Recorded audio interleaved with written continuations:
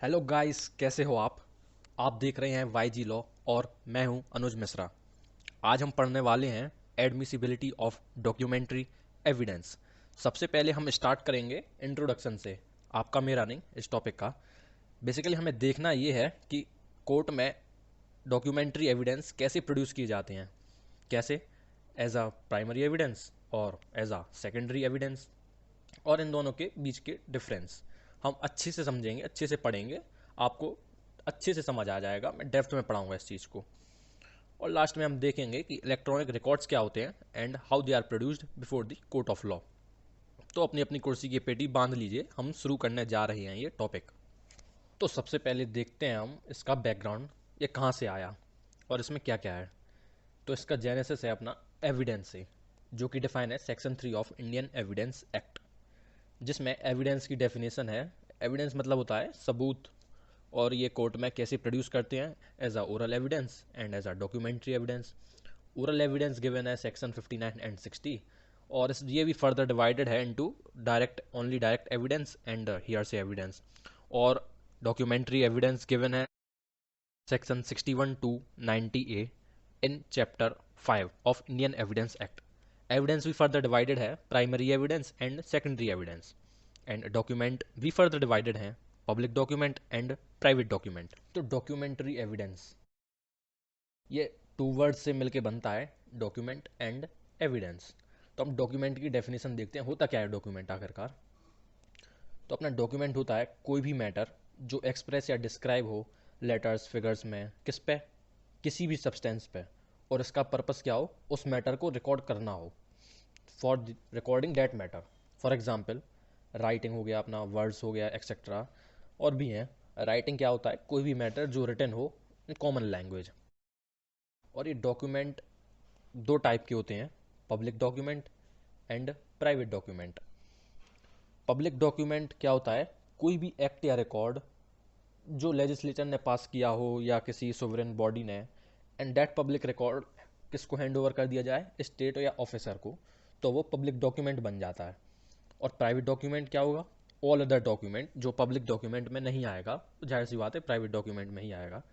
अब देखते हैं अपन एविडेंस।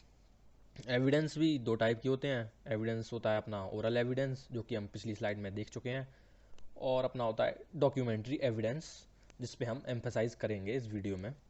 तो डॉक्यूमेंट्री एविडेंस होता क्या है, कोई भी डॉक्यूमेंट जो कि हम प्रोड्यूस करें कोर्ट में, किस लिए, for the purpose of inspection, तो वो डॉक्यूमेंट्री एविडेंस कहलाएगा। और इसमें इलेक्ट्रॉनिक रिकॉर्ड्स भी ऐड कर दिया गया है, तो इलेक्ट्रॉनिक रिकॉर्ड्स भी एज अ डॉक्यूमेंट ट्रीट किया जाएगा अपनी कोर्ट ऑफ लॉ में। और एक यहाँ पे लेटिन फ्रेज भी है, वॉक्स ऑडिट पैटेट लिटेरा स्क्रिप्टा मैनेट, जिसका मतलब है सुनी हुई बात ज़्यादा देर तक नहीं चलती, बट लिखी हुई बात चलती है। तो इस कॉन्टेक्स्ट में यह है कि लॉ ऑफ एविडेंस ने डॉक्यूमेंट्री एविडेंस को सुपीरियर माना है ओरल एविडेंस से। जैसे मैं अभी बोल रहा हूँ तो आप ये वीडियो देख के भूल जाएंगे मेरी बात को, बट ये डॉक्यूमेंट है जो पीपीटी है, अगर आपको बाद में देखेंगे भी आप, तो ये आपको याद रह जाएगी, अगर आप अनलेस एंड अनटिल इस वीडियो को फिर से नहीं खोलते हैं तो। ठीक है, तो ये सारा तो हो गया इंट्रोडक्शन और बैकग्राउंड वगैरह। अब हम आ जाते हैं सेक्शंस पे। तो इम्पोर्टेंट है अपने लिए सेक्शन 61 से लेकर 65 तक। शुरुआत करते हैं 61 से। ये क्या बोलता है, ये बोलता है आप डॉक्यूमेंट की कंटेंट कैसे प्रूफ करेंगे, या तो होगा इधर बाय प्राइमरी एविडेंस जो कि गिवन है सेक्शन 62 में, और बाय सेकेंडरी एविडेंस जो कि गिवन है सेक्शन 63 में। प्राइमरी एविडेंस देखते हैं। ये इसको मैंने 3 पार्ट्स में डिवाइड किया है। पहला तो ये, अगर ओरिजिनल डॉक्यूमेंट खुद उठकर आ जाए कोर्ट में, कोई उसको ले आए, तो वो in it self primary evidence होगा, क्योंकि वो ओरिजिनल है, जाहिर सी बात है प्राइमरी एविडेंस में आएगा। अब इसके साथ ही इसके दो एक्सप्लेनेशंस भी हैं, और भी साथ में क्या इसमें प्राइमरी एविडेंस में आएगा। एक्सप्लेनेशन 1 बात करता है several parts and counter parts.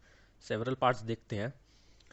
अगर कोई डॉक्यूमेंट सेवरल पार्ट्स में एग्जीक्यूट हो, सेवरल पार्ट्स मतलब बहुत सारे पार्ट, एक से ज़्यादा पार्ट में अगर उसको एग्जीक्यूट किया जा रहा है, एग्जीक्यूट मतलब सील और साइन हो पार्टीज़ के और विटनेसेस के, तो ये इसकी ज़रूरत कब पड़ती है, जब सारी पार्टीज़ चाहें ओरिजिनल कॉपी अपने पोजेसन में रखना, वो इंडिविजुअली अपने पास चाहते हैं रखना, तो ये सेवरल पार्ट्स में एग्जीक्यूट होता है ये डॉक्यूमेंट, और ये इसके सारे पार्ट प्राइमरी एविडेंस में ही आएंगे।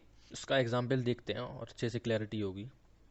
जैसे एक सेल डीड है जो कि प्रिपेयर की 3 कॉपीज़ में, और इस पर सील साइन वगैरह हो गए हैं किसके, सेलर के, परचेज़र के और विटनेसेस के।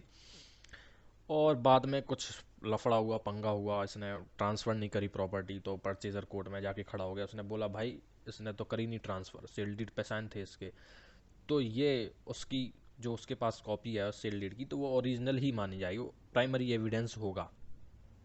तो ये अपना आ गया प्राइमरी एविडेंस में, ये आ जाएगा। और दूसरा है काउंटर पार्ट्स। काउंटर पार्ट का क्या मतलब होता है, जैसे कोई भी चीज़ किसी भी चीज़ को करस्पॉन्ड करे उसके फंक्शंस में, जैसे एक समय पे ये है और उसका फंक्शंस उसी को करस्पॉन्ड करे दूसरी जगह दूसरे टाइम में, तो वो उसके सिमिलर फंक्शंस हो तो वो काउंटर पार्ट कहलाएगा। तो इसके कॉन्टेक्स्ट में क्या है, अगर कोई डॉक्यूमेंट काउंटर पार्ट में एग्जीक्यूट हो, जैसे एक ने साइन कर दिया, 2 लोगों ने एग्जीक्यूट किया और उसने ट्रांसफ़र कर दिया वो अपने आप से साइन करके, तो वो जो उसके पास है वो डॉक्यूमेंट एग्जीक्यूट माना जाएगा, क्योंकि दोनों ने मिलकर किया है, बट एक ने साइन किए हैं for doing the similar functions as the other one. नहीं समझ में आया, ठीक है कोई बात नहीं, मुझे भी नहीं आया था, एग्जाम्पल से और अच्छे से क्लियर हो जाएगा। तो जैसे एक इंस्ट्रूमेंट है, उसमें ए के साइन है और उसने बी को दे दिया और एग्जीक्यूट हो गया वो इंस्ट्रूमेंट, बट उस पर अभी बी के साइन नहीं है और नहीं भी होंगे, और अगर ये बी प्रोड्यूस करता है कोर्ट में किसके अगेंस्ट में, ए, तो ये प्राइमरी एविडेंस होगा। क्यों, क्योंकि उस पर ए के साइन थे, बी के नहीं थे, और वो ए के अगेंस्ट प्रोड्यूस कर रहा है। जब ए के अगेंस्ट प्रोड्यूस होगा तभी ही प्राइमरी एविडेंस इसको माना जाएगा। और अगर इसको ए प्रोड्यूस करता है बी के अगेंस्ट में, तो ये सेकेंडरी एविडेंस होगा, क्योंकि उस पर बी के साइन नहीं है, ए के ही साइन है, तो वो सेकेंडरी एविडेंस होगा।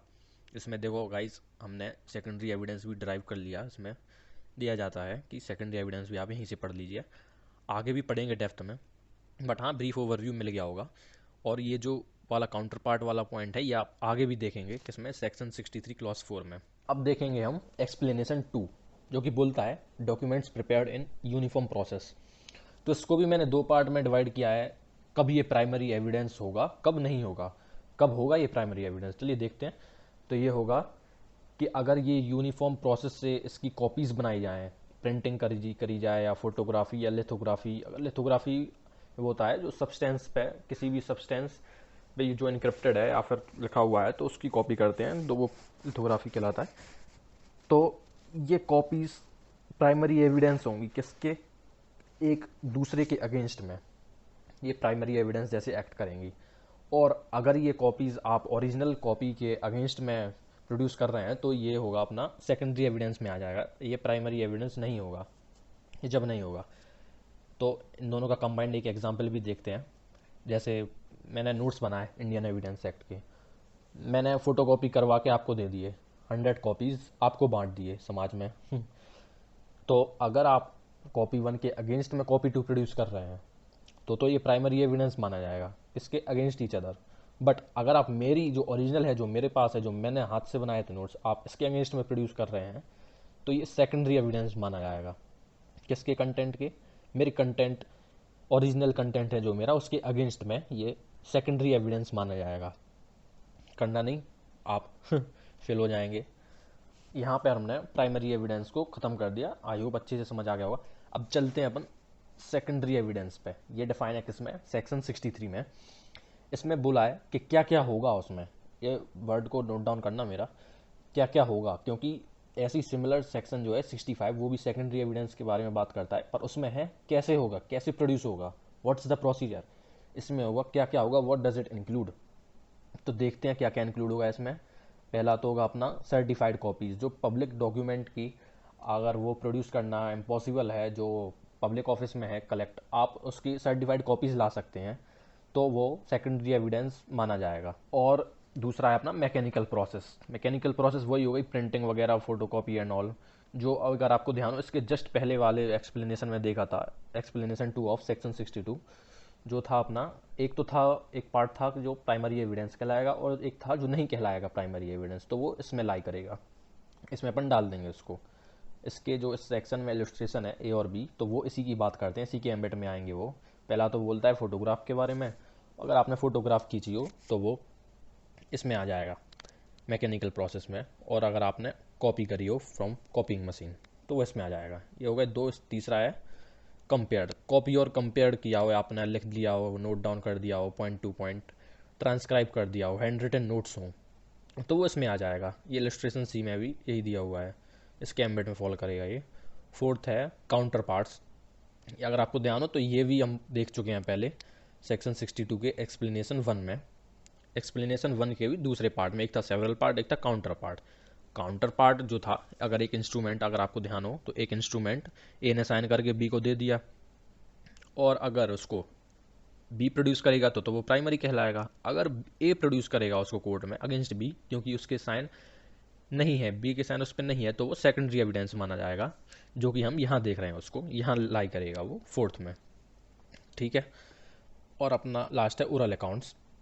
अगर किसी ने उसकी रीडिंग मारी हो डॉक्यूमेंट की और वो कोर्ट में आकर खड़े होकर बोल दे कि भाई मैंने ये पढ़ा हुआ था, उस डॉक्यूमेंट में ये लिखा था और मैं यह बोल रहा हूँ, इसको एडमिट कर रहा हूँ, तो ये अपना ओरल डॉक्यूमेंट में आ जाएगा। इलस्ट्रेशन अब अपन ने देख लिया सेकेंडरी एविडेंस भी और प्राइमरी एविडेंस भी। अब चलते हैं दूसरे सेक्शन पे, सेक्शन 64, जिसमें बोला है कौन सा सुपीरियर होगा। तो अगर आप प्रूफ कर रहे हैं तो आप प्राइमरी एविडेंस भी हैं और सेकेंडरी एविडेंस भी है, तो प्राइमरी एविडेंस ऊपर माना जाएगा, सुपीरियर माना जाएगा। जाहिर सी बात है, वो ओरिजिनल है और रिलेटेड टू ओरिजिनल है, तो वो रूल बन गया एक कि वो प्राइमरी एविडेंस सुपीरियर है एज अ रूल, और सेकेंडरी एविडेंस एक्सेप्शन है। और ये रूल ऑफ बेस्ट एविडेंस में भी आ जाता है। एक बेस्ट थिंग हो गई ना, ये ओरिजिनल है जो, वो बेस्ट हो गया। अब देखते सेकेंडरी एविडेंस कब एडमिसिबल होगा। अगर ये सर्कमस्टांसेस होंगे, जो केसेस होंगे, अगर वो होंगे तभी वो एडमिसिबल होगा। तो ये है इसमें गिवन सेक्शन 65 में। तो ये कैसे होगा, जो मैं पहले बात कर रहा था सेक्शन 63 के टाइम पे, उसमें था क्या क्या होगा, व्हाट आर द थिंग्स, और इसमें होगा कैसे होगा, व्हाट इज़ द प्रोसीजर। तो अब देखते हैं कैसे होगा। पहला तो है, अगर ये अपोजिट पार्टी के पोजीशन में हो डॉक्यूमेंट, और आपने अंडर सेक्शन 66 के एम्बेड में आपने नोटिस भी उसको भेज दिया और वो फिर भी प्रोड्यूस नहीं कर रहा है वो, तो आप उसकी कॉपी भी प्रोड्यूस कर सकते हैं कोर्ट में। तो ये सेकेंडरी एविडेंस जैसे एक्ट करेगा। एक तो ये हो गया, और दूसरा हो गया रिटन एडमिशन। अगर कोर्ट में सब ने एडमिट कर लिया हो कि यहाँ वो ओरिजिनल डॉक्यूमेंट था, हमें पता है कि ये उसमें कंटेंट थे, अगर सब ने रिटन में एडमिट कर लिया हो उसको, तो आप उसकी कॉपी या जो भी हो सेकेंडरी एविडेंस उसका प्रोड्यूस कर सकते हैं। तीसरा हो गया, जो तो सिंपल सी बात है, गुम गया हो, डिस्ट्रॉय हो गया हो और डिले हो रही हो अनरीजनेबल, तो भी प्रोड्यूस कर सकते हैं। और इजीली मूवेबल नहीं हो तो भी प्रोड्यूस कर सकते हैं। पब्लिक डॉक्यूमेंट हो, आप उसकी सर्टिफाइड कॉपी ले आइए, सर्टिफाइड कॉपी जैसे प्रोड्यूस कर दीजिए उसकी। और लास्ट है न्यूमरस अकाउंट्स। अगर उसका लिटरेचर एक जगह फिक्स नहीं है, बहुत सारी जगह है, तो it is quite impossible to produce all the things. तो आप एक्सपर्ट भी ला सकते हैं, वो ओपिनियन दे देगा उस पर कि हाँ ये मेंशन था उसमें, ये पॉसिबल नहीं है प्रोड्यूस करना, तो मैं आपके थ्रू इसका ओपिनियन ले रहा हूँ। तो ये सारी चीज़ें सेकेंडरी एविडेंस में आ जाएंगी। ये प्रोसीजर है, अगर ये फुलफिल है तो आप तभी ला सकते हैं उसको। तो अब हमने देख लिया है प्राइमरी एविडेंस भी और सेकेंडरी एविडेंस भी, क्या होगा, कैसे होगा, कब होगा, क्यों होगा, सारी चीज़ें देख ली हैं, ख़त्म कर दिया है। अब अपन देखेंगे इसका डिफरेंस। इसका डिफरेंस भी मैंने डाल दिया है। वैसे तो ये पोल से पार्ट हैं, काफ़ी वास्ट डिफरेंस है दोनों में, पर फिर भी आपकी कन्वीनियंस के लिए चाहे तो स्क्रीनशॉट ले लो, वरना रीडिंग मार लो, हो जाएगा, आपके ऊपर है। अब आ जाते हैं अपने अपने लास्ट स्लाइड पे। इलेक्ट्रॉनिक रिकॉर्ड्स, सबसे पहला क्या आता है आपके दिमाग में? सीसीटीवी। तो ये होता है डेटा रिकॉर्ड वगैरह, image, sound, electronic gadget and all, सारी चीज़ें। ये इंक्लूड नहीं था पहले, ये आया कब? 2000 अमेंडमेंट के बाद। अमेंडमेंट किस में थी? इंफॉर्मेशन टेक्नोलॉजी एक्ट में थी। उसके वर्च्यू में अपना इंडियन एविडेंस एक्ट में भी अमेंडमेंट आई और ये इंक्लूड कर दिया गया ये सेक्शन, क्योंकि इलेक्ट्रॉनिक वगैरह का रिकॉर्ड का बोलबाला था नहीं पहले, लोग ज़्यादा जानते नहीं थे, बट इसकी ज़रूरत आई बाद में, तो ये इंक्लूड कर दिया क्लॉज। तो ये सेक्शन 65 ये बोलता है कि अगर आप इलेक्ट्रॉनिक रिकॉर्ड प्रोड्यूस कर रहे हैं कोर्ट में, तो ये इन प्रोविजंस को फुलफिल करना चाहिए, जो कि हम आगे देखेंगे सेक्शन 65B में। चलो देखते हैं क्या क्या प्रोविजंस हैं एडमिसिबिलिटी ऑफ इलेक्ट्रॉनिक रिकॉर्ड्स के। पहला तो ये बोला है कि electronic record shall be deemed to be also document.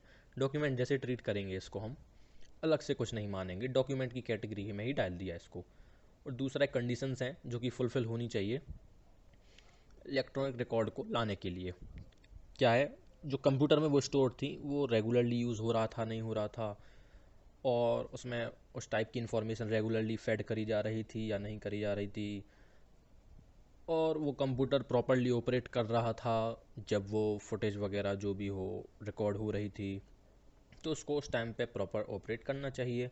उसके बाद अगर आपने हैक करके निकाल ली हो वो रिकॉर्ड वगैरह सिस्टम से, तो वो नहीं होगी एडमिसिबल। ऑर्डिनरी मैनर में निकाली होनी चाहिए, लाइक पेन ड्राइव वगैरह हार्ड डिस्क से ले लीजिए आप, पर ऐसे नहीं आप हैक करके निकाल ली, सिस्टम हैंग कर दिया आपने, ख़त्म कर दिया, पूरा क्रैश कर दिया। और ये तो कंडीशंस हो गई। इसके बाद एक सर्टिफिकेट भी लगेगा किसका, ऑफिसर का जो उस सिस्टम पे बैठता है। उस सर्टिफिकेट में क्या होगा, पहला तो ये कि आपने उस किस मैनर में निकाल लिया, उसको कैसे प्रोड्यूस करी जाएगी, वो किस मैनर में आप डिस्क्राइब कर दीजिए उसको, कैसे आपने एक्सट्रैक्ट करी है वो इन्फॉर्मेशन। और दूसरा उस सिस्टम का मॉडल वगैरह, पार्टिकुलर्स वगैरह, वो भी मेंशन करना ज़रूरी है। और तीसरा, ये कंडीशंस होनी चाहिए फुलफिल जो कि सेकंड क्लॉज में दी हुई हैं। तो ये सारी हो गई सेकंड में कंडीशंस। और थर्ड में हो गया अपना प्रोडक्शन ऑफ सर्टिफिकेट। तो ये सब फुलफिल होगा तभी आप प्रोड्यूस कर सकते हैं इलेक्ट्रॉनिक रिकॉर्ड, कैसे, एज आ डॉक्यूमेंट। तो ये हो गया अपना primary evidence, secondary evidence, electronic records and all documentary evidence, कैसे एडमिसिबल होगा कोर्ट में, कैसे ले जाना पड़ेगा, कब ले जाना पड़ेगा। आई होप आपको सब समझ आ गया होगा इस लेक्चर में। तो चलिए मिलते हैं अगली वीडियो में। Till then bye bye, take care, bye, see you soon, bye.